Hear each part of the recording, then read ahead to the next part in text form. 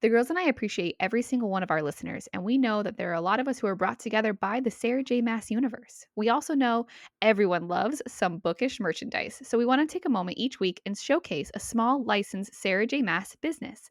This week, we are celebrating the small business Valor and Lore. This is a one-woman show making some amazing clothing, including hats, shirts, sweatshirts, and leather jackets from the Crescent City series that I cannot stop looking at online. Check out their store today with a link to their website in our show notes and on our Instagram. Don't forget to use the discount code goodishgirls10, that's goodishgirls10 at checkout.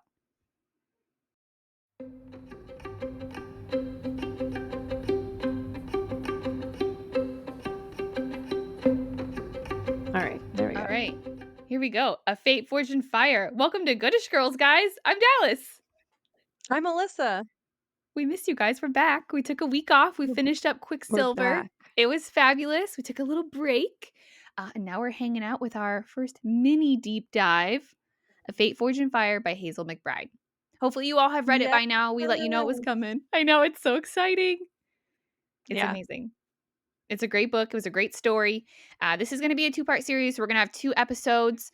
And we hopefully an interview with Hazel as well, right in the middle. So that's going to be amazing.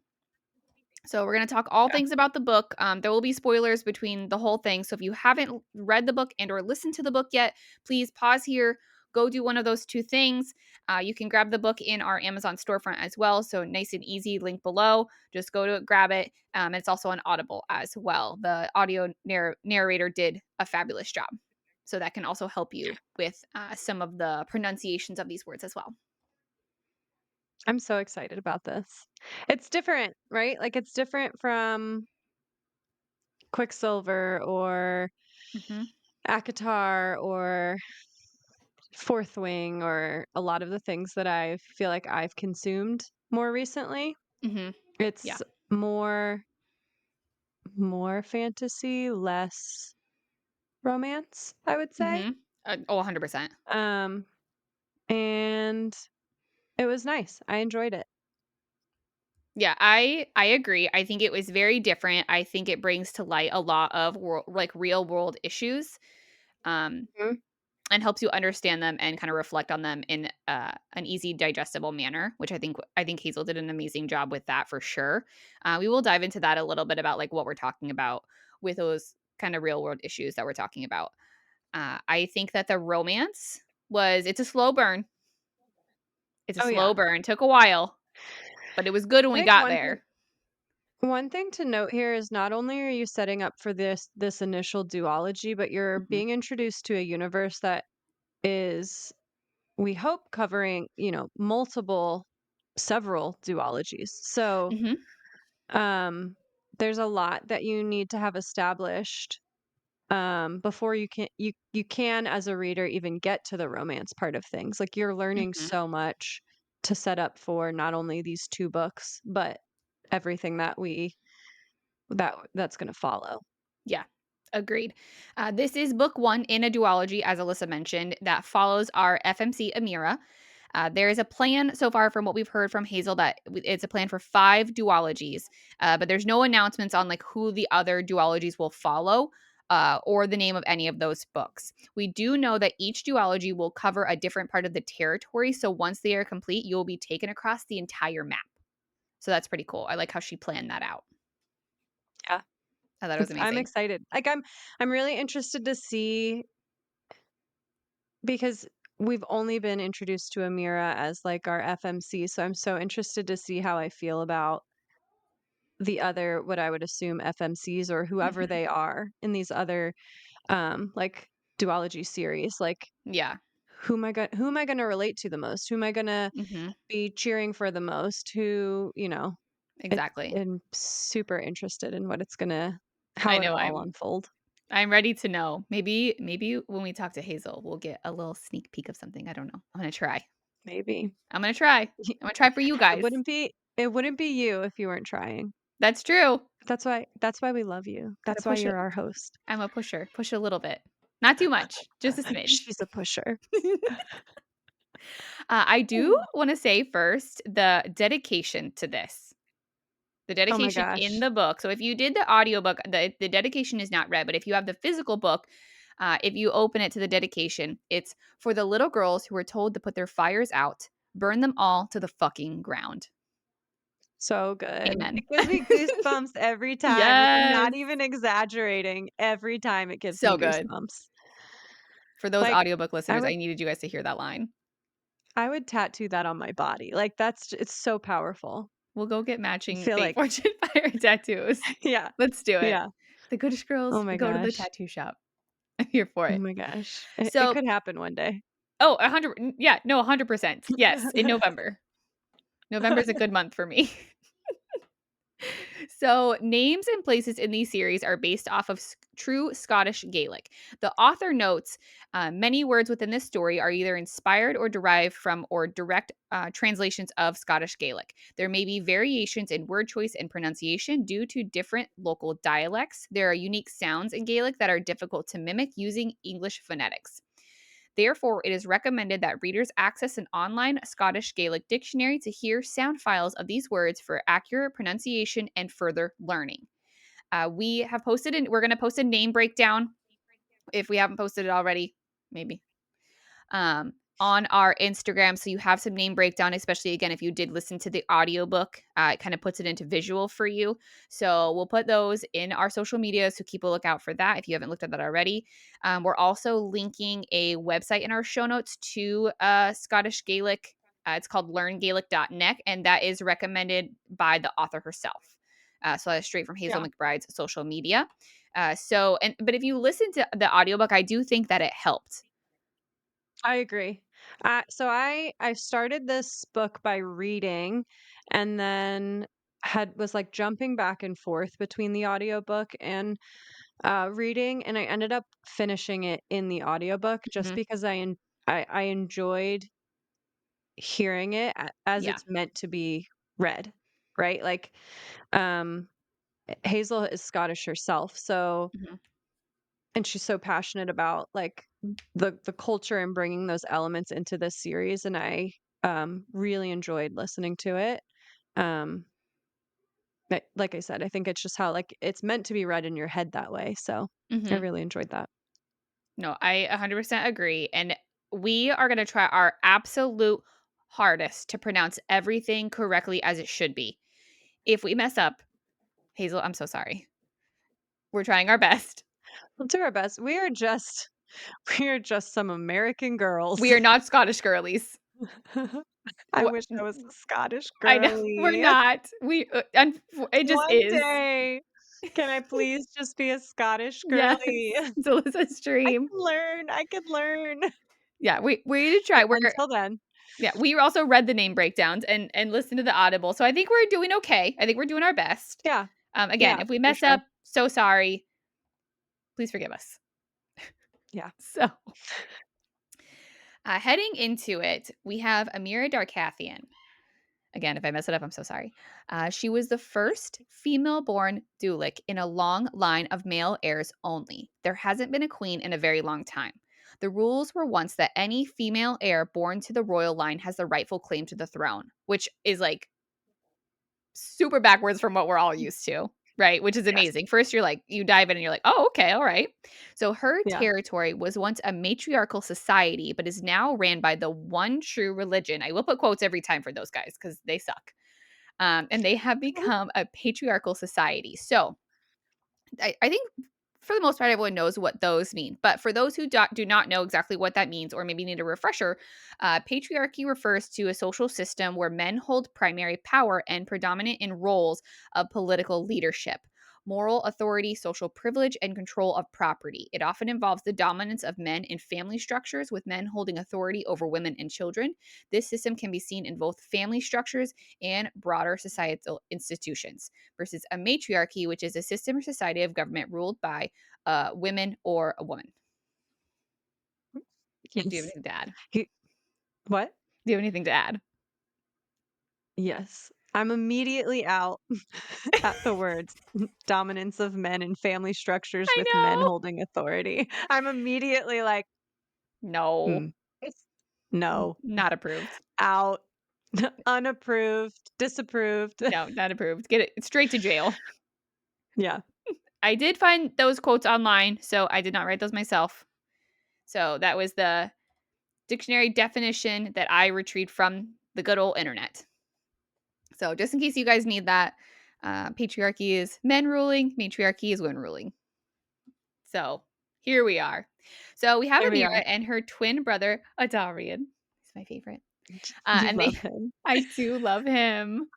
I do. I would like a second duology to be with Adarian, please. Thank you. Oh, That's maybe my he'll vote. be in a second duology. Yes. Mm. He's the Ah, best. He's what a if we good have an brother. FMC in the second or third or fourth or fifth duology that he falls in love with? Oh my gosh. Adarian deserves happiness. He is He a good does. man. He's a good brother. He's hot as hell. He's a fire wielder.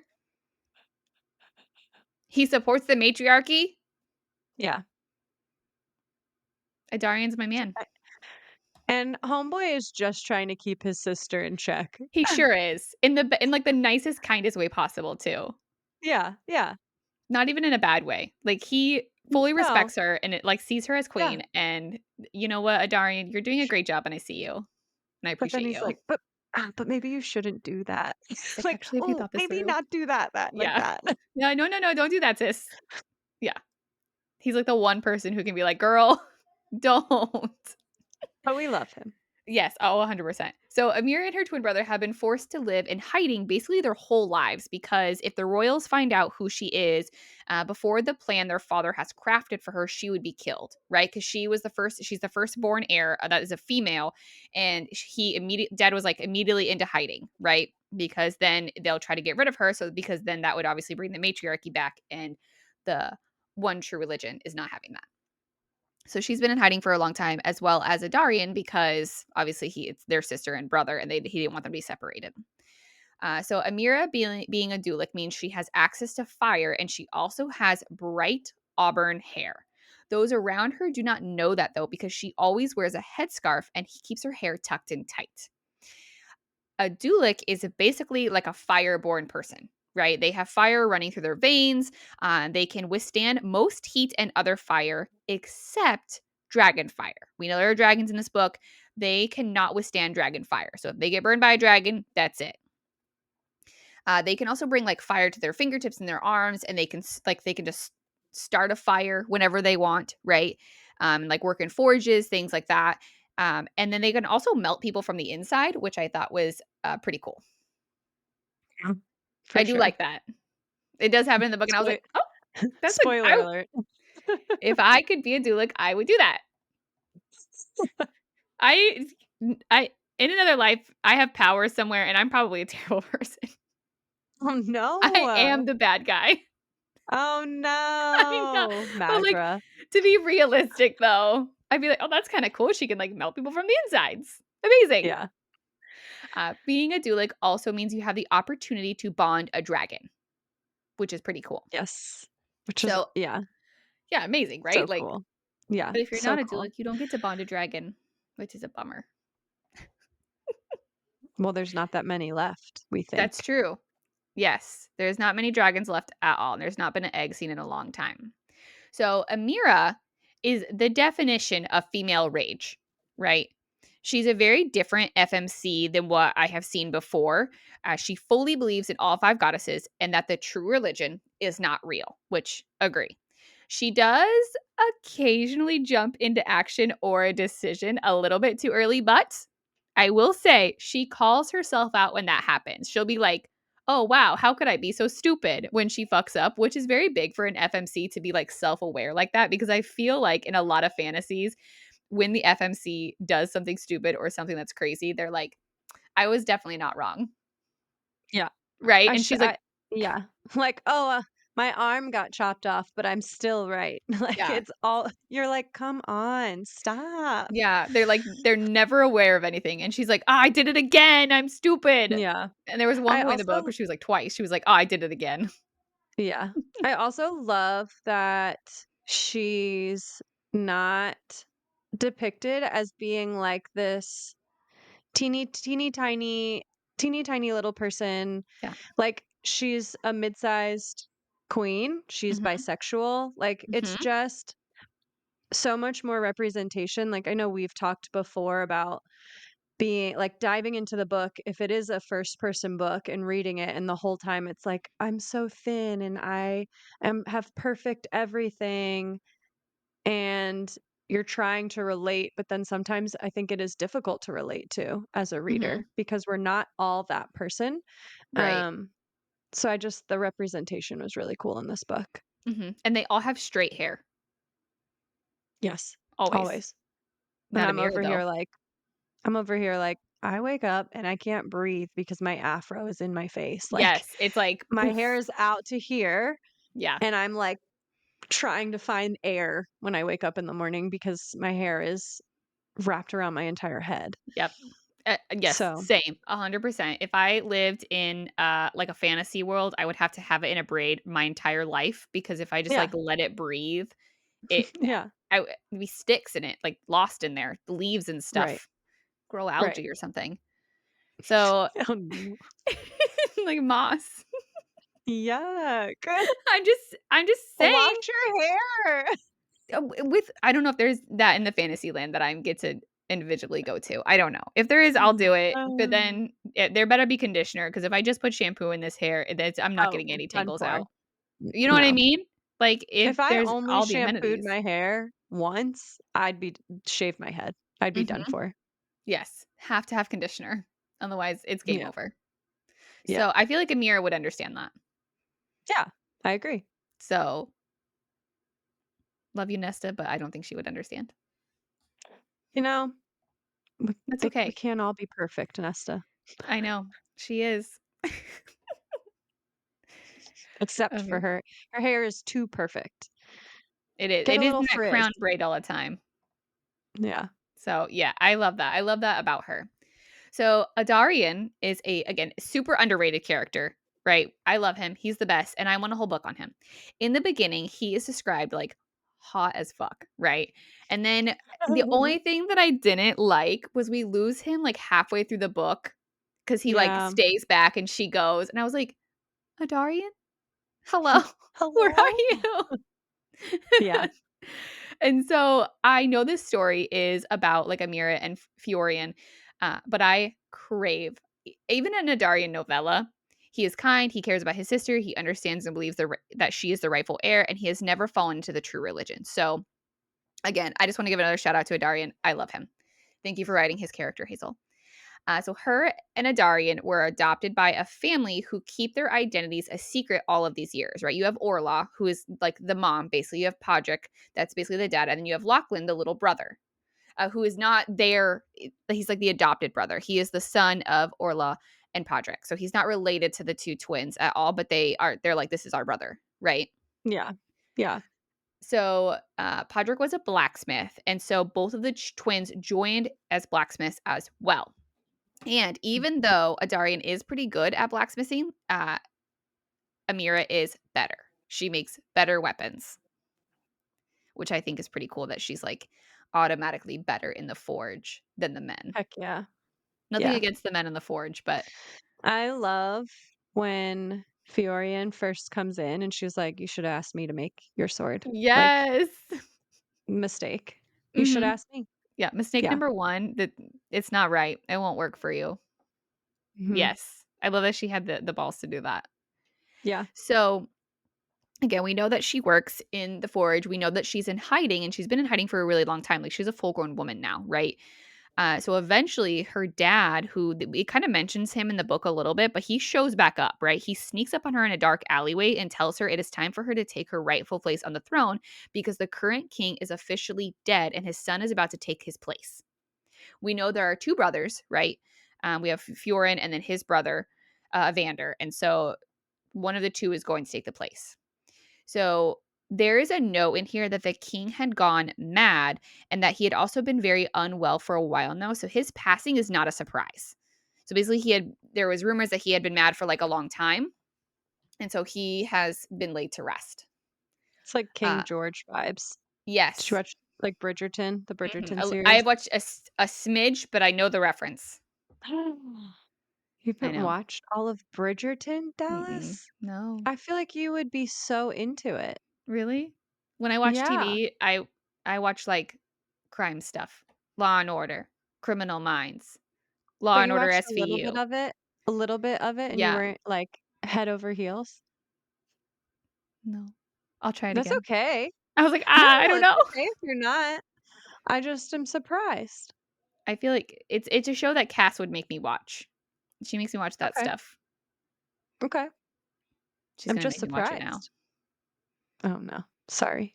It's okay. Good luck, Cass. I have so many shows that I'm Uh, behind on, though, like, I'm trying to finish Yellowstone, right? I'm trying to do all that stuff. Beth and Rip, I love don't them. know that. What's that? The Excuse Yellowstone, me. the show? Oh, I've never watched Yellowstone. Okay, I do think you would like that show. So there's a couple on there, Beth and Rip, and Beth is like a wild powerhouse. If I could have 1% confidence that Beth Dutton has, I could take down this world. Legit. She Ooh. is like I've wild and crazy and amazing, and Rip is like this like cowboy, tough guy, and he just like puts up with all of Beth's shit and loves her regardless with all of her flaws exposed.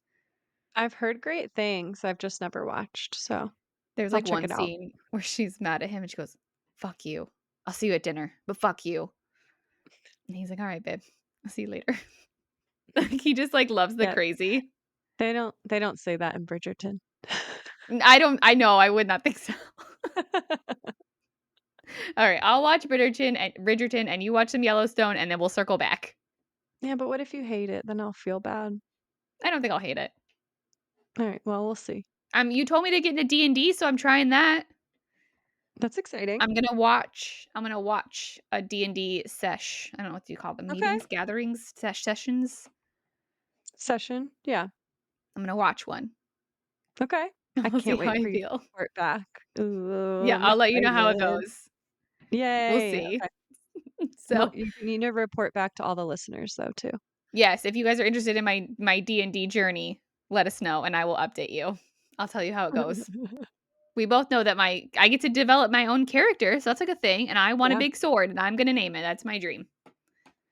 it can happen. I don't know about any of the other stuff yet, but I was like, "Can I have a big sword?" And they were like, "Yeah, you can have 2 swords." And I was like, "Do I get to name them?" And they're like, "Yeah." And I was like, "Okay, I'm in." Sold. Perfect. Did you get your physical copy of A Fate Forged in Fire yet? Maybe you listened to it on Audible and you need the physical book to add to your trophy bookshelf. Well, we have curated a list of all of our favorite books, including A Fate Forged in Fire, and put them all in one easy place at our Amazon storefront. Check out the link in our show notes and grab your copy today. So, back to it, her dad unfolds his big plan and introduces Amira to her Queen's Guard. This is a group of people with powers sworn to protect their one true queen at any cost. You have air, earth, water, and fire. These are the powers that make up the Guard. These guys were only in the story for like a brief moment. And I do have a feeling they will come back in book 2 because they're still alive. Like they didn't get killed in the book. They're just like introduced, they're there, and then they're gone. And then they come back like for um a split second towards the end of the book, and that's all we really know about them. So I I would thought it was also very assume interesting. the other duologies are gonna reflect on because they're all the different territories, right? And this is like Mhm. the fire territory. Right. So if the other ones do hit air, earth, Mhm. water, what's the 5th duology? Adarian. I don't know. Air, earth, water, fire, Adarian. and Adarian's story. Yay! That's my vote. I vote for that. Hmm, I can't. we'll find out. Yes, we will eventually. Yeah. So, I wanna talk a little bit about Draven Darkathian, which is Daddy Dulick, right? Uh, Oh, I know. no. He's super Take off it to back. me. I gave Alyssa the ick. Yeah. Yay! I feel like I always get the ick, and it's time to share. So, he's super off to me.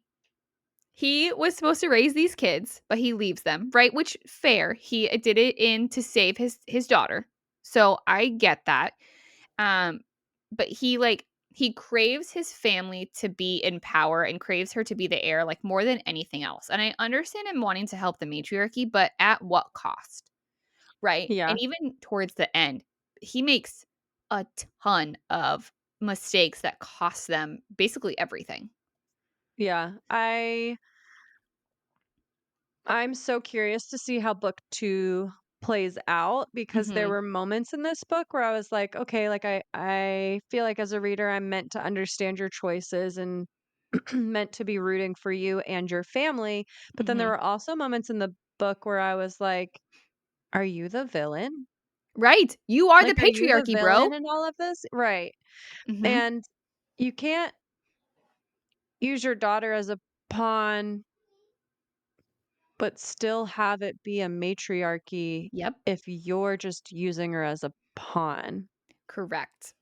So, and I think as a reader, you're supposed to have all of these feelings. I will say Mhm. one thing about this book is in the series, in the span of 40 chapters, 41 chapters, Yeah. you feel so many different ways about so Mhm. many different characters. Yes. Like every character you go on a roller coaster with.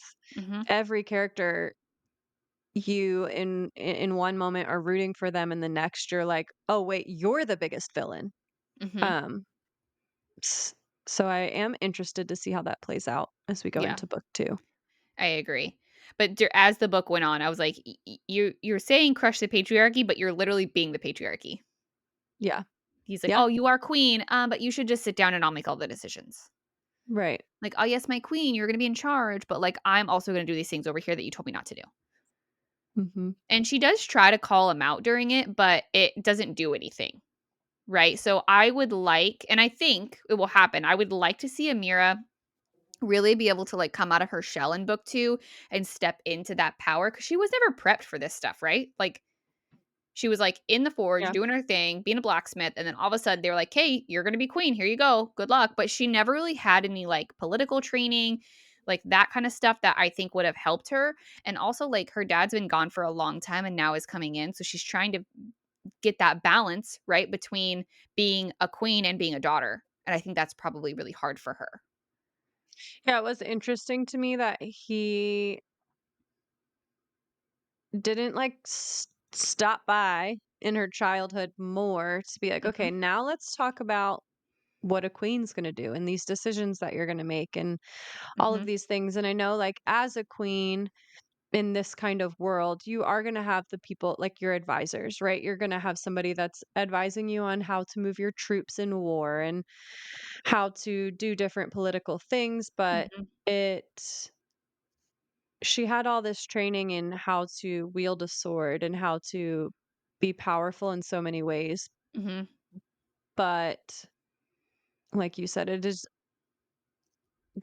is easy to feel like it is off that he wasn't like, "Hey, let me teach you all of this while you're growing up," instead of, "Hey, now you're gonna be queen and I'm gonna tell you what to do."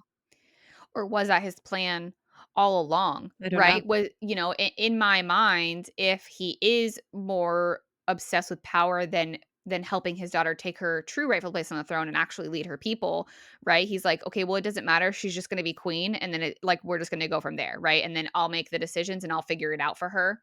Like, she just Right, needs to sit on the throne so that way I can have what I need to have." So it's like a very right. selfish approach, but that would be if I had to look at it from just reading this book alone, that would be my thought process for him, Yeah, right? Where he's like, there's no point in putting effort into doing any of that for her because she won't be making any of those decisions. She's just going to be queen. right, right.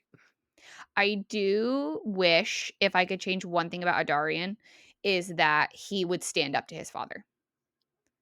Not that he did Okay. anything wrong, but and he also No. doesn't have a relationship with him, right? And he's also Mhm. trying to figure out that like father. I'm sure he's trying to figure out that father son relationship, and he stayed back with him while It Amira left. So like, it I would is like that. it is interesting you don't really see them interact that much now that Hmm. I'm thinking back through the story. Um Gosh, what a moment that would be if he was like, "Wait a second, you're not the king. Yeah. This isn't your this isn't your, your decision to make." Right, exactly. And I hope that that happens in book 2. I would like to see that in book 2. Um, and not that Amira can't hold her own, but at the same time, again, she doesn't have this training. She is struggling a little bit to really stand her ground and take control. So it would be nice, I think, if someone like a Darian or maybe someone I don't know how to word this in the right way. And I hate that I have to say it. If a guy would step in and be like, "Hey, we're all listening to her now," right? Because she's saying it. She's like, "You're listening to me. Like I'm the queen. This is my choice." And they're like, "Yeah, yeah, yeah, yeah, yeah." But I think, unfortunately, I think that like if a man stepped in, they would be like, "Oh, I'm listening a little bit more now." Does that make sense? I don't know if I'm wording that the right way. Oh, it does make sense. There's, of course, the part of me that's like, I don't want like, no. I It know. shouldn't take a man to make you understand. Mhm. Like, just listen to her. Right. But I do understand what you're saying. I would hope that wouldn't be the case because then I would hate for it to be like, no, a man has to step in and say to this other man, "Hey, Mhm. this is a matriarchy, listen to the woman." And then him be like, "Oh, well, if a guy told me to do it, I'll do it." Right. But for their dad, like she's tried multiple times. Yeah. Maybe, Yeah. he'll learn from his mistakes and she won't need to keep begging anymore for him to listen. It's possible, right? Maybe he'll be like, "Ah, Yeah. yeah, I fucked up." And then Adari won't even have to say anything. But yeah, it is interesting that they really don't have a lot of conversations, even when they're all in the same room. Like Yeah. Amira is talking to him, he's talking to Amira, like Amira's talking to her dad's talking to Amira, but like it's never like the two guys talking together. And poor Adarian, like that's his dad too. Mhm. Just Right. because he's not heir to a throne, it's still his dad. Yeah. So I don't know if they're and again, he stayed back with his dad too, like when Yeah. Amira bailed. So I don't know if they had conversations that we just weren't privy to. Right. So maybe. I mean, Interesting. he was put in charge of like a cavalry essentially. So I don't know. I don't know what his thoughts are on that. I would be interested to know though Yeah. for sure. It is So very interesting. they do attempt to claim the throne on the day of the funeral for the king, right? It totally goes south. The royals make a temporary truce to try and figure out what the next steps are. Obviously they want to keep her from becoming queen, right? So they're like, let's make a truce, a little like mini peace thing. We'll figure this out. Obviously, you're not going to be queen, but let's take a pause, right? They go back on their word and they wreak havoc on the priestesses. So like everything is chaos, everything's in flames. It, this is a losing battle, so they need to flee. Like the Darkathians family needs to flee. We got to get the family out. Amira's got to go. Everybody's got to go, right? And they're trying to flee via ship. As people are fleeing, Amira attempts one last Hail Mary and attempts to bond to the dead king's dragon because he was bonded to a dragon. And now that dragon is free to be bonded to once more. And she wants to do this so they have a fighting chance in regrouping and claiming the territory so that way she could take the throne, right?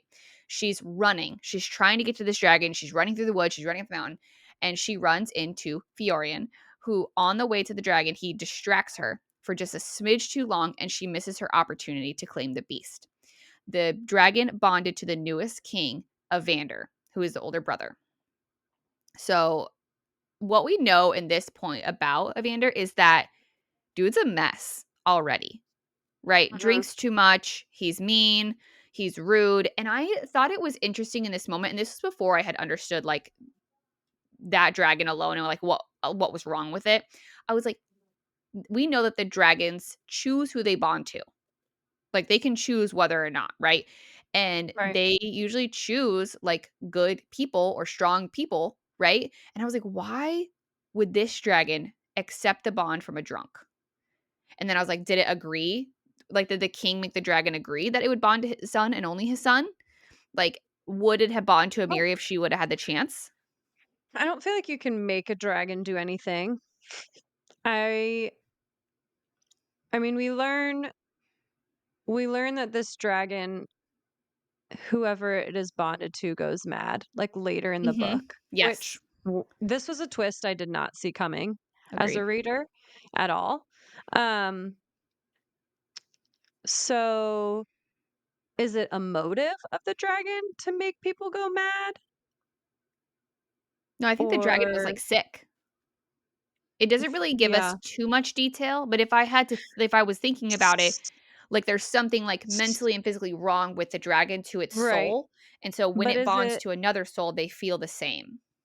is it like a sickness like I mean, just going back to Quicksilver, is it a sickness like the Quicksilver is to Kingfisher, where Evander would be an easy host because he's a Oh, drunk? yeah. I don't know. Or is it Mhm. did a bond to Evander because his blood would have been very similar to who he was bonded to before? Right. Like, is that something he can sense or smell or whatever it Mhm. is? Because, I mean, he's 50% of his dad. Right. Yeah, Whereas Amira, is able to bond to a dragon, but she's not that closely tied to the that's previous true. king. Not that I wish she would have had a chance, but I kinda wish she woulda had a chance, right, to see if the dragon, like, rejected her. But then Mhm, also, like, if it woulda bonded to her, if she would have done felt like be dealt the same fate, that woulda sucked, and it made me really angry too because later on in the book, the dad's like, yeah, I had a feeling that was what happened looks like what was happening." mhm. But he, like, encouraged her to bond to this dragon, and he wasn't like, "Just so you know, like, people who are I bonded to this think if you dragon tend to go psycho." right. Like, Yeah, "Bro, what? What do you mean?" right. And he's like, Well, "Ah, and I yeah, think bummer." that's that, like, power hungriness. Like, Mhm. these decisions are not all in the best interest of your daughter. No. They're in the best interest of you and your Mhm. family getting more power. Yes. It was I was really difficult to read. I was like, "You've gotta be kidding me. Like, are you serious?" So, and it's interesting with, like, the dragon bonds alone, like, when they get to bond to a dragon, it's not like what we're I would say what we're, like, used to, right? Where they get to talk to the dragon and the dragon talks to them and there's Mm, actual words and conversation. It's more feelings and, like, emotions and, like, soul pulling in different directions of where they need to go to be able to mhm. communicate on the same level, which I thought was really cool that she wrote it in a way that it didn't have to be so, like, over not that other books are overcomplicated, like, I love those books, but, like, I'm glad it could be a little bit more simplified so that way we could focus more on the world building and the people and those characters, things like Yeah, that. yeah, So, I agree. we have a first glimpse at Fiorian, right? And at first he's, like, a pretty good MMC. Like, I liked how Hazel made it real, true enemies to lovers because they were, Mhm. like, legit hate each other. Yeah, it wasn't like enemies to lovers, like, "Ooh, I don't like you, but I'm still flirting with you." It was Mhm. like, "No, I effing hate you. Like, Yeah. get away from me." Mhm. And they get Um, into a number of altercations. yes. Yeah. He does win So, them all, which made me kinda angry. yeah. I was She like, has her time though. She has her "She does. She moments. she hasn't had to do any of this stuff, and he's been training like that for years, so I get it." Mhm. So, but yeah, they have a lot of altercations, like, they physically fight more than once. One flaw that I didn't like that I think Hazel obviously meant to put in there was the fact that the entire book, he was so loyal to his family to a fault that he was abused for a long time, even like especially by his father, and he stayed, right? And then he's treated by like trash by his brother, and he still stayed. So like Mhm. I thought that was really interesting. Like I get loyalty, but at the same time, you have to be like, you got to give a little bit, dude. I don't know. Yeah. Thoughts? It I I mean, just hearing you say it, what a mirror to and interestingly enough, as a male in this book, what a mirror to like all the domestic things that typically saturate media of women being stuck in these relationships or families or whatever and not wanting to leave because they're so dedicated to their family. Um, because it's usually in media, it's usually the woman that's like, I'm being abused or I'm, dealing whatever kind of abuse it is, verbal, physical, whatever. Mhm. but I'm so loyal to either my children or my family or my whatever that I'm not going to leave. Yeah. So it's kind of interested seeing it um, from a man's perspective or a man's situation. And I think that is just his flaw as a character. Like he is falling in love with Amira and he's still Mhm. like, but my family. Right. I did not think of it that way. That is a very I interesting perspective, and I like I how you're it makes sense.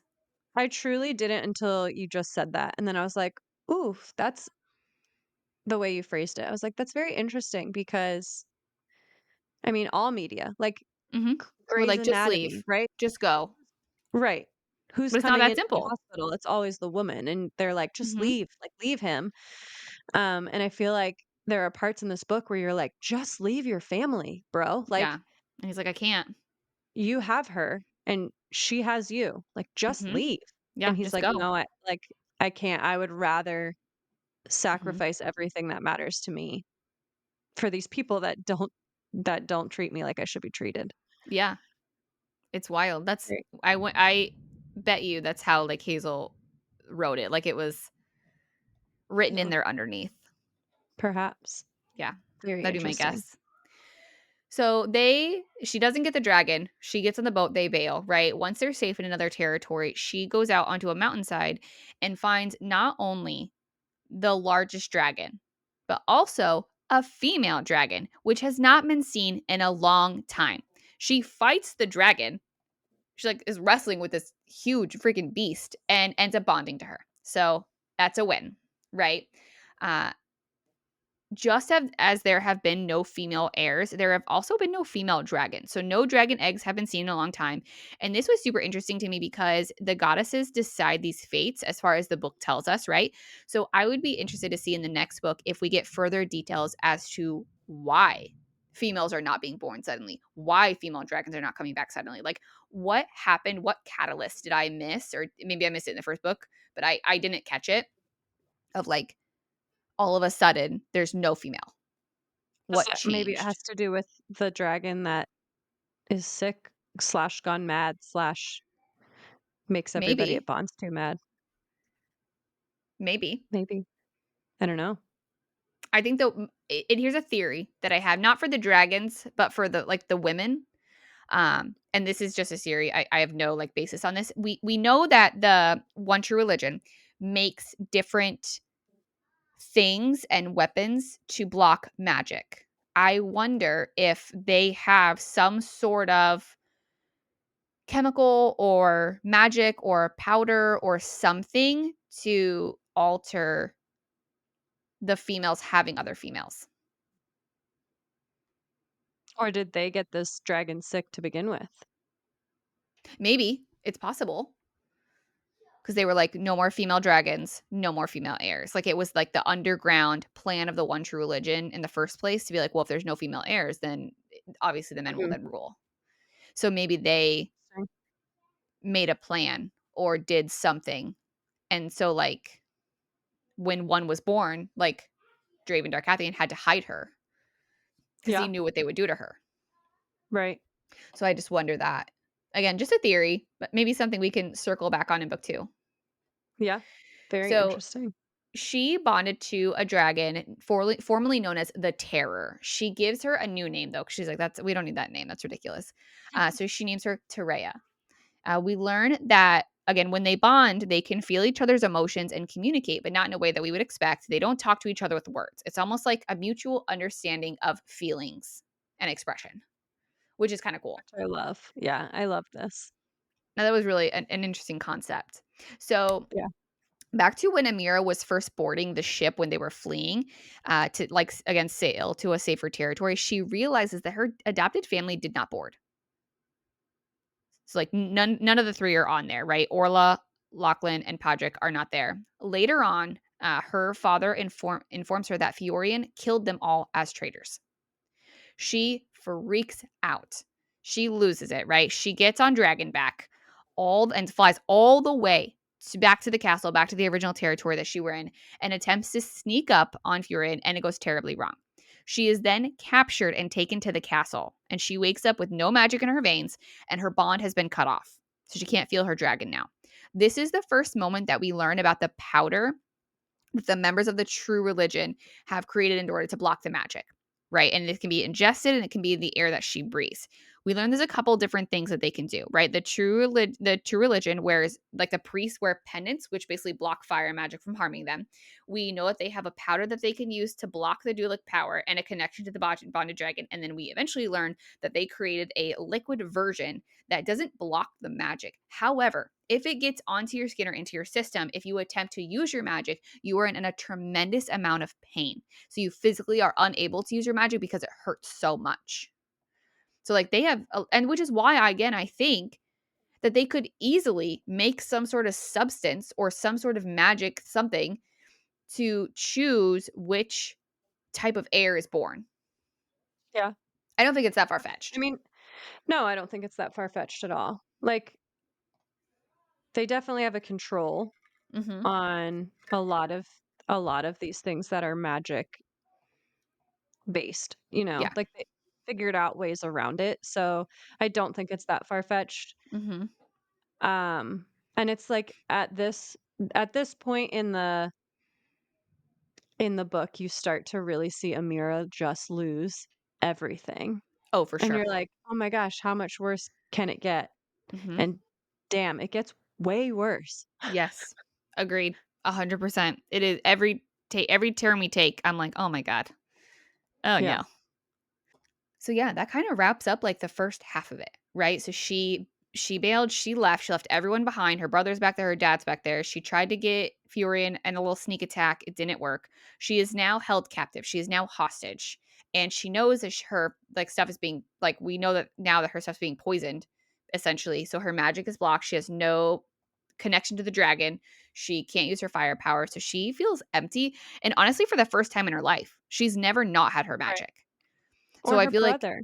yeah, or her brother, and her newly dragon is now gone. So, like, I feel like a whole chunk of her soul is missing, and I Mhm. can't even imagine what that would feel like. Like I said, I feel like you get to this point and you're like, "What else could this girl lose?" Mhm. And A there's lot. so much book left. Yeah, there's so much book left. Yes. So, It's yeah. awful. It's awful. But we will pick it up again next week. Again, if you would like to grab this book, it is in our Amazon storefront. So check that out there. Lots of stuff for you guys in the show notes to check out, the Gaelic website to make sure that you're pronouncing it correctly, some audiobook links, things like that. And we will see you guys next week. Again, I'm Dallas. I'm Alyssa. Thanks for joining the Goodest Girls. Bye. Bye.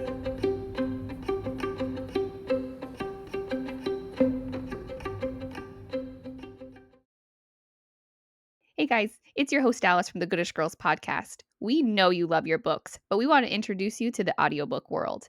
In honor of International Book Lovers Day, we want to gift you 1 month of Audible for free when you sign up for an Audible membership. To make it easy for you, we put a link right here in our show notes below. Happy listening!